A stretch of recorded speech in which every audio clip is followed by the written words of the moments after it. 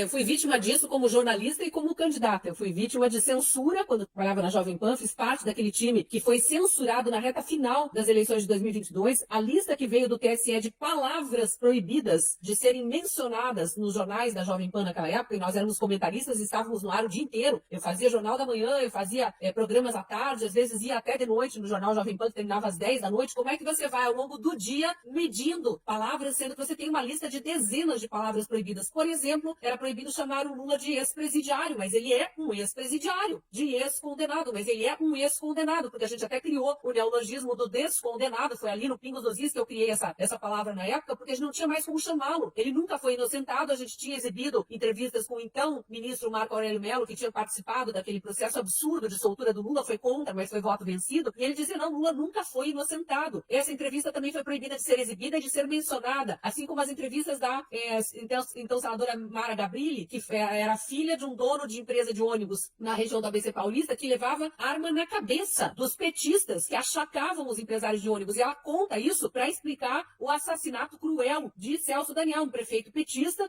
numa circunstância jamais esclarecida, e que teve 7, 8 testemunhas depois assassinadas na sequência. Esse episódio foi porando as investigações, porque os delegados foram sendo trocados, enfim, entrevista proibida pelo TSE. Então a censura vai vindo em etapas, mas às vezes ela vem a golpes largos, como foi esse contra a Jovem Pan na época das eleições, insisto, o segundo turno das eleições de 2022. Eram tantas proibições que a emissora impôs uma autocensura e nos colocou fora do ar por 10 dias, bem na reta final das eleições. Então o eleitor, ele foi impedido de ter acesso a informações verdadeiras, a opiniões legítimas, e ficou aquele monte de comentarista esquerdista no ar, que foram os que não usavam essas palavras, porque eles acobertavam a verdade, eles descontextualizavam as questões da soltura do Lula e tal, para fingir que aquela eleição era legítima. O que aconteceu no dia seguinte das eleições? E a gente tem a declaração da ministra Carmen Lúcia, que na época fazia parte também, aliás, ainda faz, do corpo de ministros do TSE, do Tribunal Superior Eleitoral, além de pertencer ao STF, também estava no TSE, está ainda, e ela dizendo, vamos censurar, é censura, mas só até segunda-feira. Segunda-feira era o dia seguinte das eleições. Sabe o que aconteceu naquela segunda-feira? 31 de outubro de 2022? Eu, Augusto Nunes, nossa colega aqui, Fabiana Barroso, Caio Coppola, Guilherme Fiuza, alguns dos principais nomes dos comentaristas da Jovem Pan, tivemos nossos contratos rescindidos.